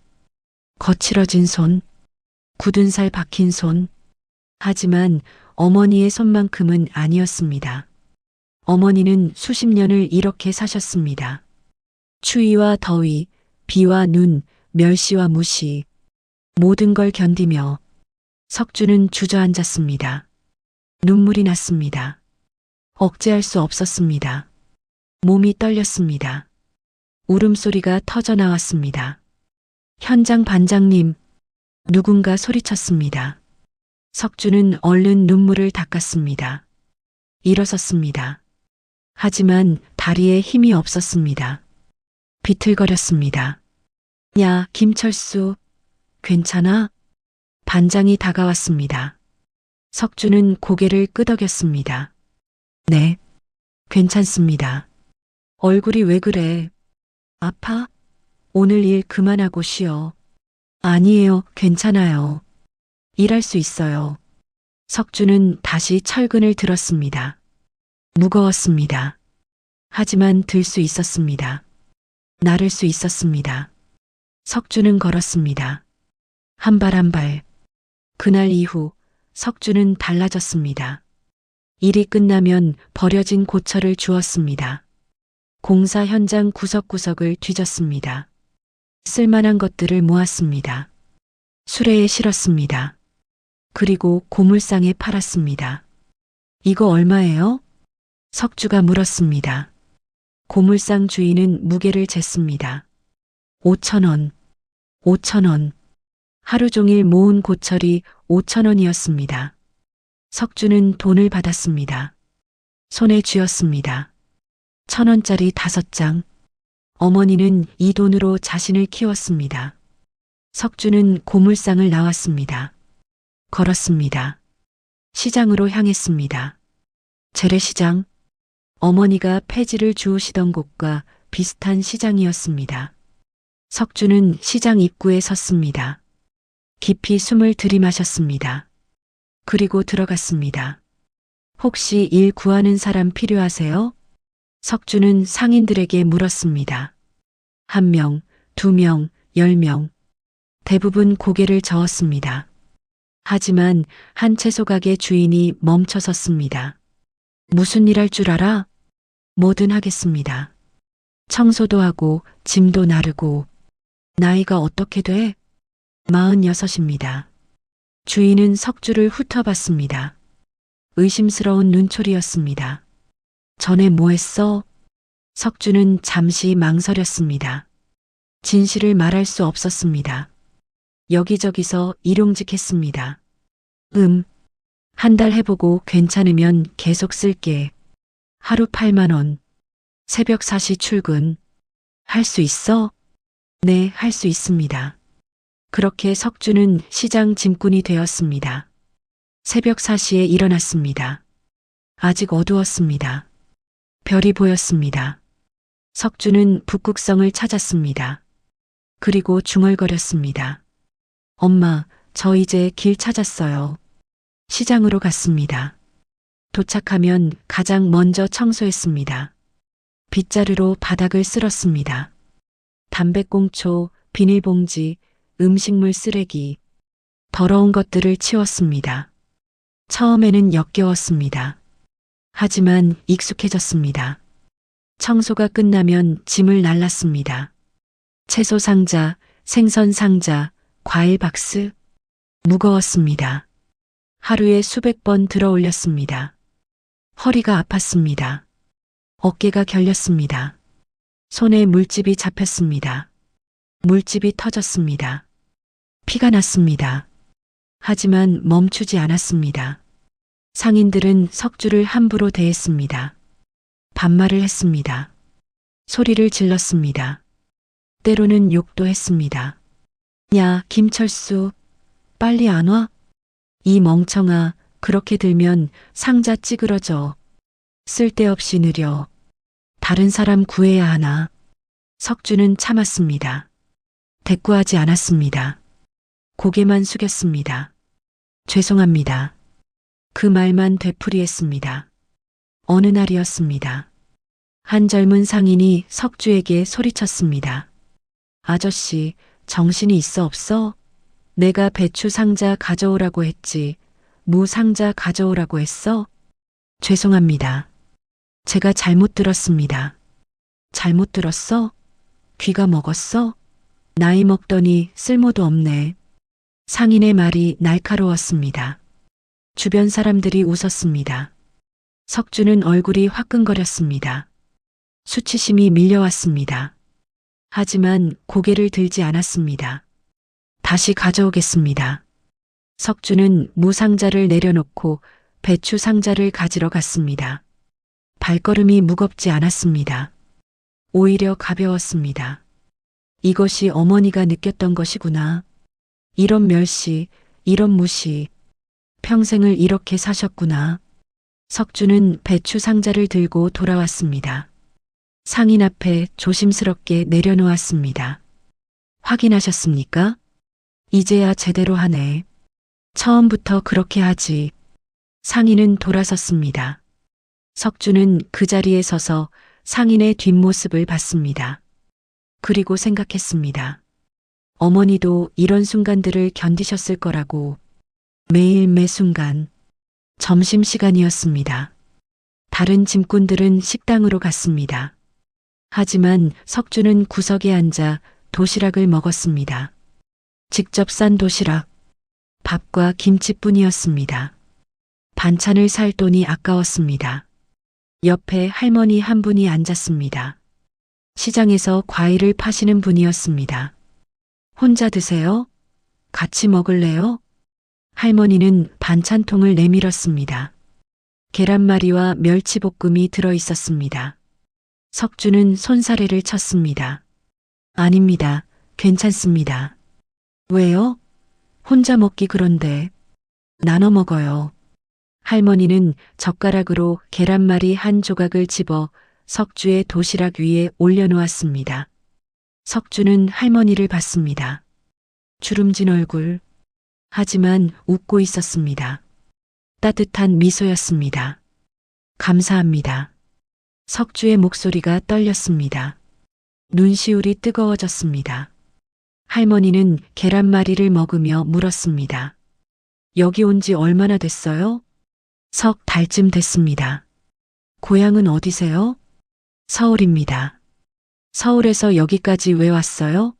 가족은요? 석주는 대답하지 못했습니다. 할머니는 더 묻지 않았습니다. 그저 고개를 끄덕이며 밥을 먹었습니다. 석주도 계란말이를 먹었습니다. 짭짤했습니다. 맛있었습니다. 눈물이 날 것만 같았습니다. 여기 사람들 말이 좀 거칠어요. 상처받지 마세요. 다들 살기 바빠서 그래요. 할머니가 말했습니다. 석주는 고개를 끄덕였습니다. 괜찮습니다. 저도 이해합니다. 착하네요. 힘내요. 할머니는 자리에서 일어났습니다. 빈 반찬통을 챙겨 가게로 돌아갔습니다.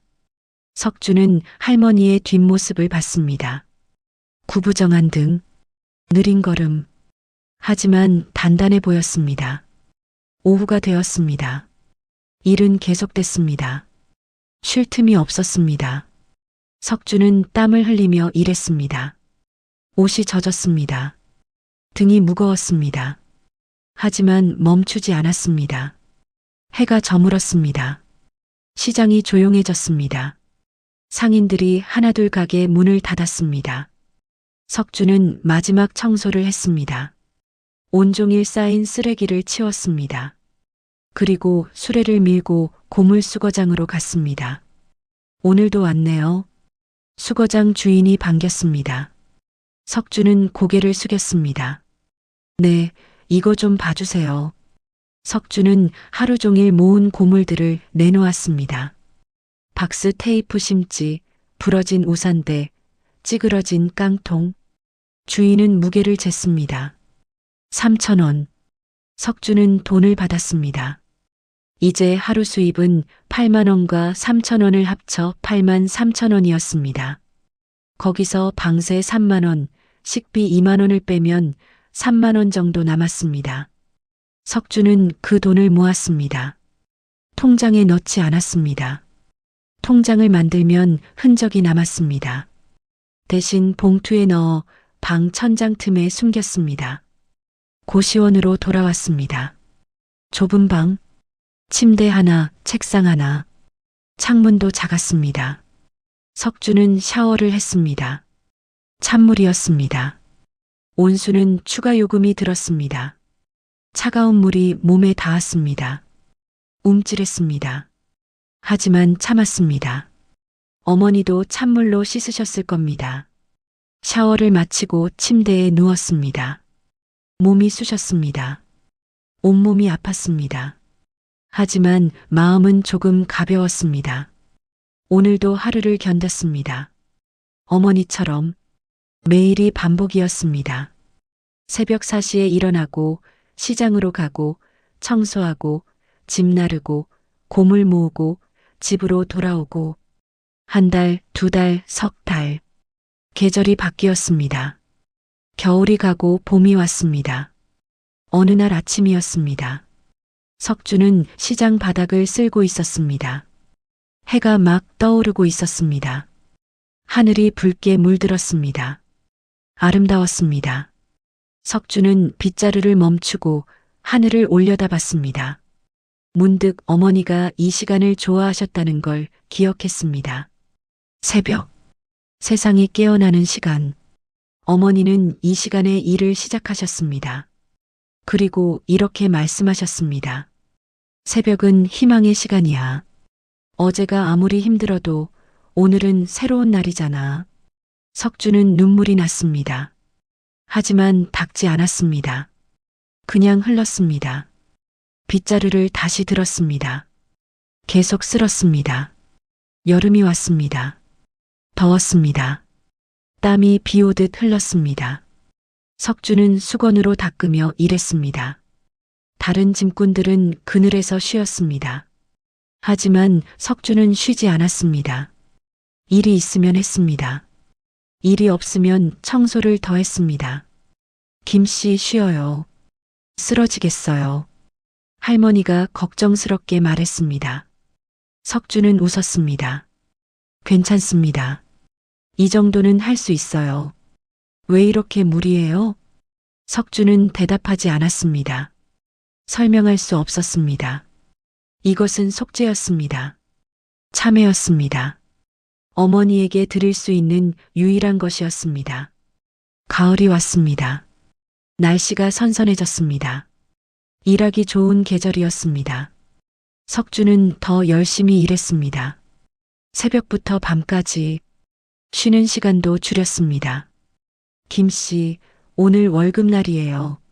채소가게 주인이 봉투를 건넸습니다. 석주는 받았습니다. 묵직했습니다. 감사합니다. 올해로 딱 1년이네요. 고생 많았어요. 주인의 목소리는 달라져 있었습니다. 처음과는 다른 톤이었습니다. 존중이 담겨 있었습니다. 계속 일해줄 거죠? 네, 물론입니다. 석주는 고개를 숙였습니다. 그리고 봉투를 가슴에 안았습니다. 그날 밤 석주는 방에서 천장의 봉투를 꺼냈습니다. 1년 동안 모은 돈이었습니다. 세어봤습니다. 1천만 원이 조금 넘었습니다. 석주는 돈을 바라봤습니다. 어머니는 이렇게 수십 년을 사셨습니다. 1천만 원이 아니라 몇 억, 몇십억을 모으셨습니다. 어떻게 하셨을까요? 얼마나 힘드셨을까요? 얼마나 외로우셨을까요? 석주는 돈을 다시 봉투에 넣었습니다. 그리고 가슴에 안았습니다. 눈물이 흘렀습니다. 멈출 수 없었습니다. 엄마, 이제 조금 알 것 같아요. 엄마가 얼마나 대단한 분인지. 석주는 중얼거렸습니다. 텅 빈 방에서 혼자서 겨울이 다시 왔습니다. 1년이 지났습니다. 석주는 여전히 시장에서 일했습니다. 여전히 짐을 날랐습니다. 여전히 고물을 주었습니다. 하지만 달라진 게 있었습니다. 석주는 이제 웃을 수 있었습니다. 진심으로 상인들에게 인사했습니다. 먼저 다른 짐꾼들을 도왔습니다. 무거운 짐을 함께 들었습니다. 할머니의 반찬을 나눠 먹었습니다. 감사하다고 말했습니다. 김씨 많이 달라졌어요. 할머니가 말했습니다. 석주는 물었습니다. 어떻게요? 처음 왔을 때는 어둠이 있었어요. 얼굴에, 눈에. 근데 지금은 밝아요. 사람 같아요. 석주는 웃었습니다. 사람 같다는 말. 그게 칭찬처럼 들렸습니다. 감사합니다. 할머니 덕분입니다. 무슨 내 덕분이에요. 김 씨가 노력한 거지. 할머니도 웃었습니다. 두 사람은 나란히 앉아 하늘을 봤습니다. 해가 지고 있었습니다. 노을이 아름다웠습니다. 석주는 생각했습니다. 언젠가 어머니를 찾을 것이라고. 그리고 무릎 꿇고 용서를 빌 것이라고. 어머니가 용서해주지 않더라도 괜찮다고. 그저 어머니 곁에 있고 싶다고. 그때까지 석주는 이 일을 계속할 것입니다.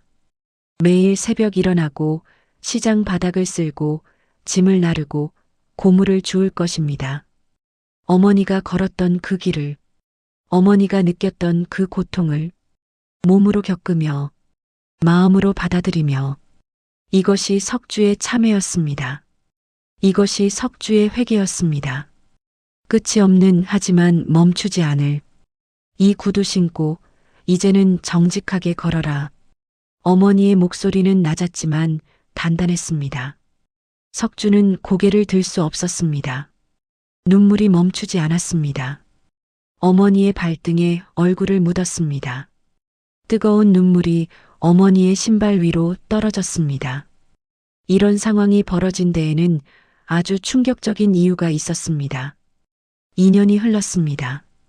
석주는 여전히 시장에서 일하고 있었습니다.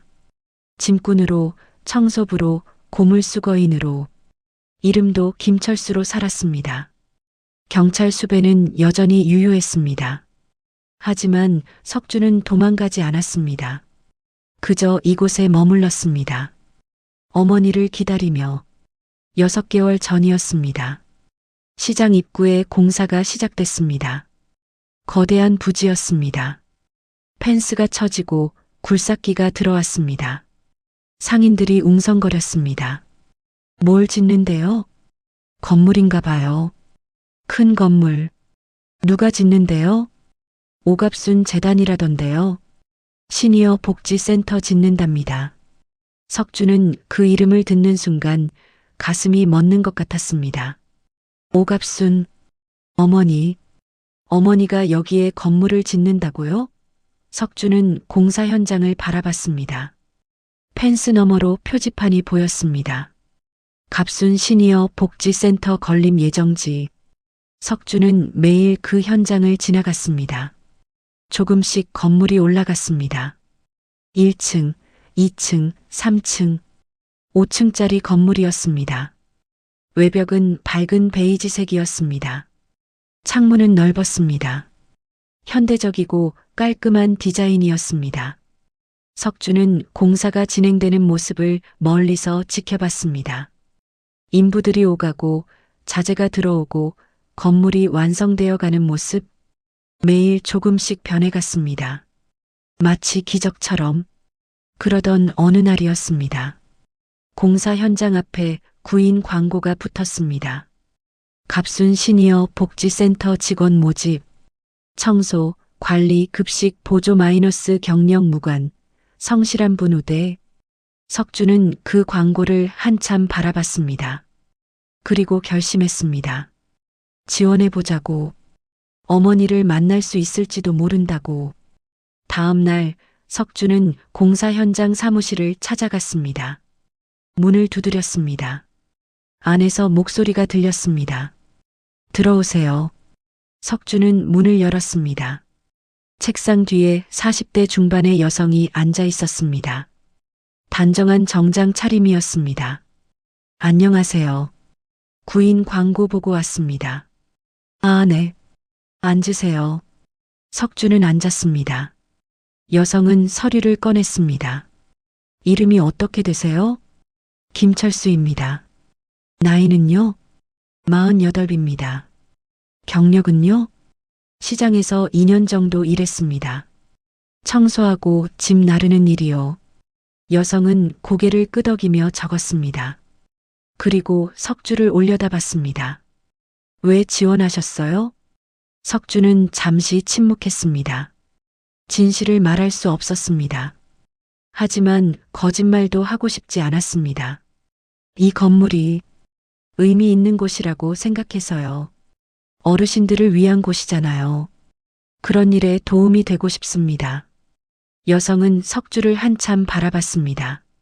그리고 미소를 지었습니다. 좋습니다. 한 달 수습 기간 거쳐서 정식 채용하겠습니다.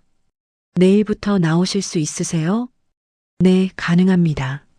석주는 고개를 숙였습니다. 감사하다고 말했습니다. 사무실을 나왔습니다. 가슴이 두근거렸습니다. 다음 날부터 석주는 복지센터에서 일하기 시작했습니다. 아직 공사 중이었지만 내부 정리가 필요했습니다. 석주는 청소를 맡았습니다. 복도를 쓸고 창문을 닫고 바닥을 닦았습니다. 꼼꼼하게 했습니다. 정성스럽게 했습니다. 한 달이 지났습니다. 건물이 완성됐습니다. 개소식 날짜가 잡혔습니다. 2주 뒤 석주는 그날을 손꼽아 기다렸습니다. 어머니가 오실 것이라고 믿었습니다.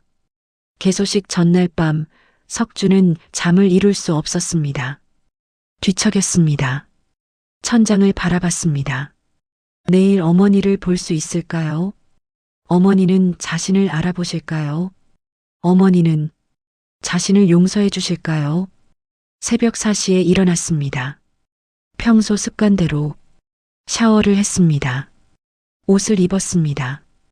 가장 깨끗한 옷, 2년 동안 아껴뒀던 흰 셔츠와 검은 바지, 거울을 봤습니다. 낯선 얼굴이었습니다. 수척했습니다. 주름이 늘었습니다. 머리는 반백이 되었습니다. 하지만 눈빛만은 달랐습니다. 2년 전에 그 공허한 눈빛이 아니었습니다. 살아있는 눈빛이었습니다. 복지센터로 갔습니다. 다른 직원들도 모여들고 있었습니다. 모두 긴장한 표정이었습니다. 오늘은 중요한 날이었습니다. 이사장님이 오시는 날, 오전 10시 행사가 시작됐습니다. 현수막이 걸렸습니다. 갑순 시니어 복지센터 개소식 꽃다발이 놓였습니다. 하객들이 도착했습니다. 정장을 입은 사람들, 기자들, 카메라, 석주는 뒤에 서 있었습니다. 직원 유니폼을 입고 다른 직원들과 함께 눈에 띄지 않게 하지만 눈은 입구를 향했습니다. 계속 11시가 되었습니다. 검은색 고급 승용차가 도착했습니다. 메르세데스 벤츠 운전기사가 뒷문을 열었습니다. 그리고 한 사람이 내렸습니다. 석주의 숨이 멎었습니다. 어머니였습니다. 오갑순, 석주의 어머니. 하지만 석주가 기억하는 그 모습이 아니었습니다. 누더기 옷을 입고 허리 굽은 노인이 아니었습니다. 우아한 한복을 입은 당당한 여성이었습니다. 머리는 단정하게 올려 묶었고 자세는 곧았습니다. 얼굴에는 화장이 되어 있었습니다. 하지만 그 눈빛, 석주는 알아볼 수 있었습니다. 어머니의 눈빛. 어머니는 천천히 걸었습니다. 사람들이 박수를 쳤습니다. 어머니는 고개를 숙여 인사했습니다. 연단으로 올라갔습니다. 마이크 앞에 섰습니다. 안녕하십니까? 갑순 재단 이사장 오갑순입니다. 어머니의 목소리는 또렷했습니다. 떨림 없이 마이크를 잡았습니다. 이 복지센터는 제 평생의 꿈이었습니다. 시장에서 일하시는 어르신들, 힘들게 사시는 분들께 쉼터를 드리고 싶었습니다. 오늘 그 꿈이 이루어졌습니다. 어머니는 잠시 말을 멈췄습니다. 하객들을 둘러봤습니다. 그리고 계속 말했습니다. 저는 평생 시장에서 일했습니다. 고물을 줍고 폐지를 모으고 손이 얼고 등이 휘도록 일했습니다. 사람들은 저를 무시했습니다. 더럽다고 가난하다고. 하지만 저는 자랑스럽습니다. 제 손으로 일했으니까요. 제 힘으로 이것을 이뤘으니까요. 박수가 터져 나왔습니다. 석주는 박수를 치지 못했습니다. 손이 떨렸습니다. 눈물이 흘렀습니다. 그리고 어머니는 다시 말을 이었습니다. 제게는 아들이 있습니다. 한때는 교수였던 아들. 하지만 지금은 어디에 있는지 모릅니다. 2년 동안 소식이 없습니다. 석주의 가슴이 조였습니다. 그 아들에게 하고 싶은 말이 있습니다. 만약 이 말을 듣고 있다면 어머니는 눈을 감았습니다. 그리고 천천히 말했습니다. 돌아오너라. 엄마는 여기 있다. 언제든지 돌아와라. 석주는 더 이상 참을 수 없었습니다. 사람들 사이를 뚫고 앞으로 나갔습니다. 연단 앞까지 갔습니다. 무릎을 꿇었습니다. 엄마. 목소리가 나오지 않았습니다. 하지만 입술이 움직였습니다. 엄마. 엄마. 어머니는 연단에서 내려왔습니다. 석주에게 다가왔습니다. 가까이, 더 가까이. 석주는 고개를 숙였습니다. 얼굴을 들 수 없었습니다. 고개를 들어라. 어머니의 목소리였습니다. 석주는 천천히 고개를 들었습니다. 어머니가 서 있었습니다.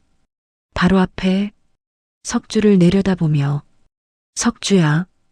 어머니의 목소리가 떨렸습니다. 처음으로 눈가가 촉촉해졌습니다. 엄마, 죄송합니다. 정말 죄송합니다. 석주는 절을 올렸습니다. 이마가 땅에 닿았습니다. 일어났습니다. 다시 절했습니다. 몇 번이고 눈물이 땅바닥에 떨어졌습니다.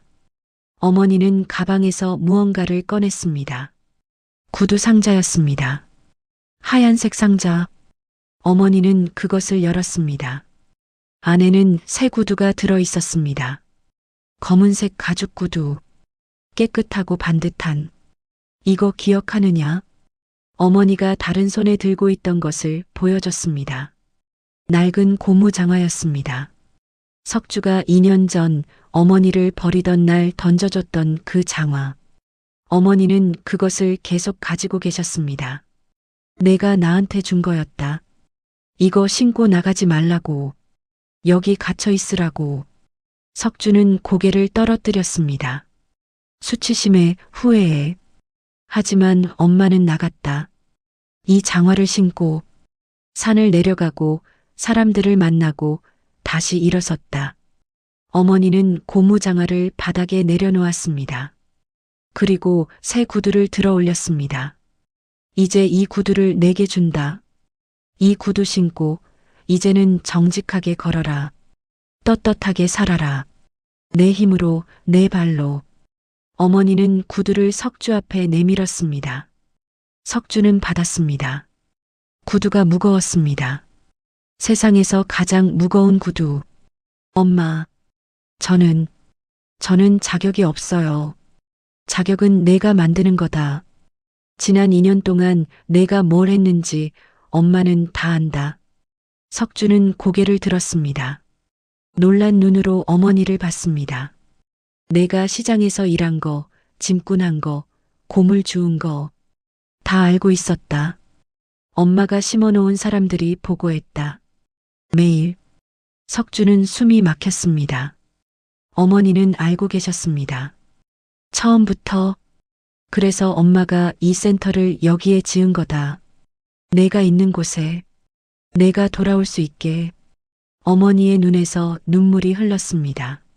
석주도 울었습니다. 두 사람은 서로를 바라봤습니다. 2년 만에 재회. 하지만 처음 만난 것처럼 낯설고 마지막인 것처럼 절실했습니다. 엄마. 석주는 일어났습니다. 비틀거렸습니다. 어머니가 팔을 잡아줬습니다. 단단한 손, 여전히 강한 손. 석주는 그 손을 잡았습니다.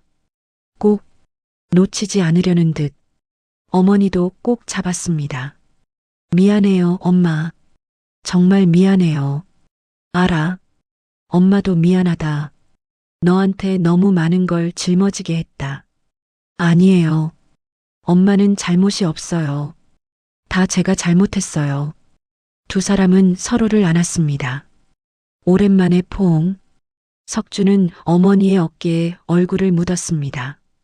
어머니의 체온이 느껴졌습니다. 어머니의 심장 소리가 들렸습니다. 살아있다는 증거, 여기 있다는 증거. 주변 사람들이 박수를 쳤습니다. 누군가 울었습니다. 카메라가 플래시를 터뜨렸습니다. 하지만 석주와 어머니는 아무것도 신경 쓰지 않았습니다. 그저 서로를 안고 있었습니다. 얼마나 지났을까요? 어머니가 천천히 석주를 놓았습니다.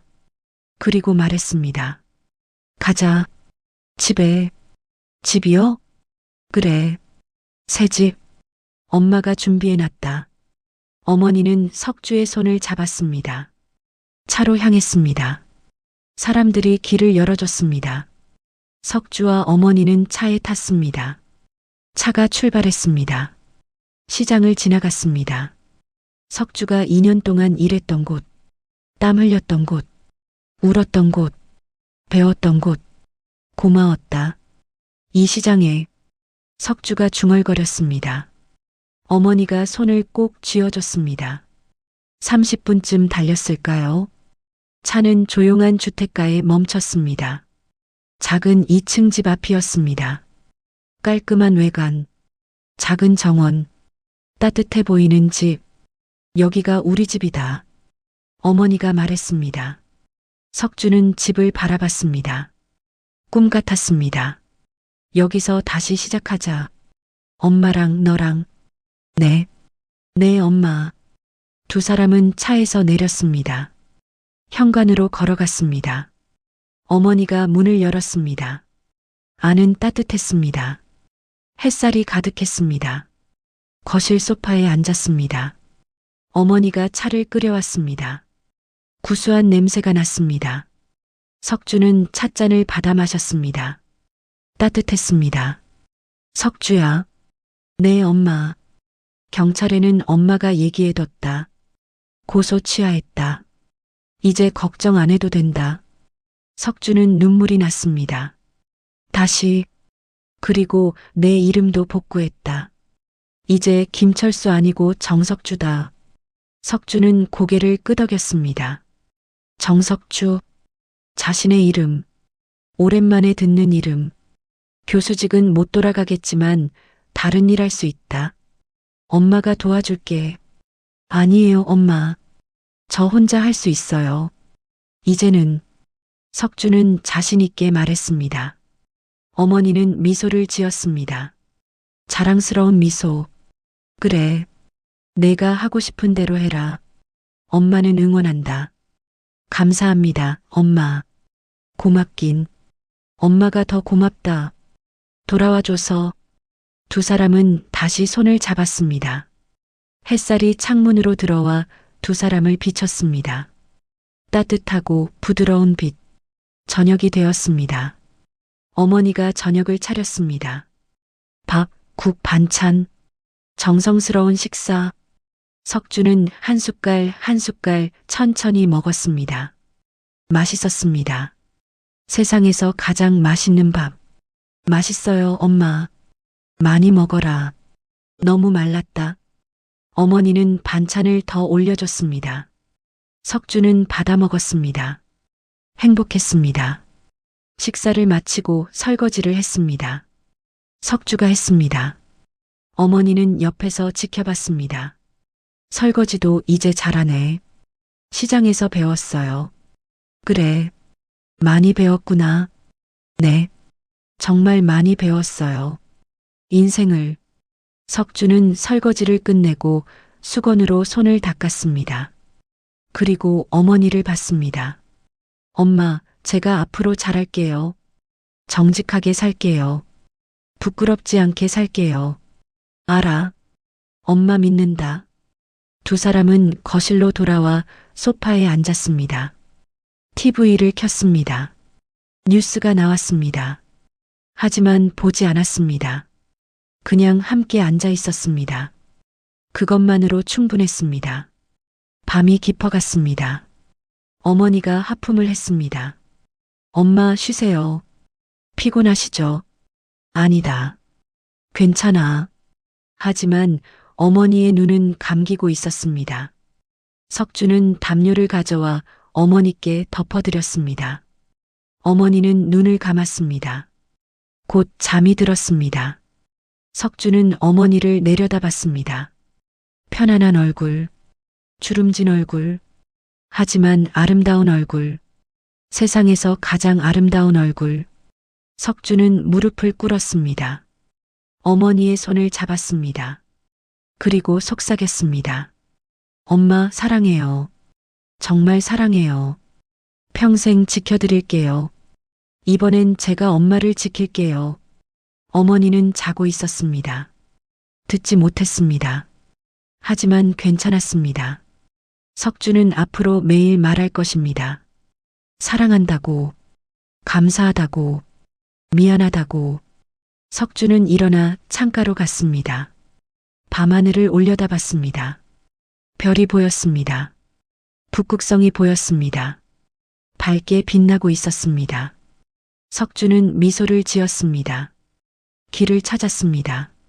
마침내 그 길은 어머니에게로 이어지는 길이었습니다. 집으로 가는 길이었습니다.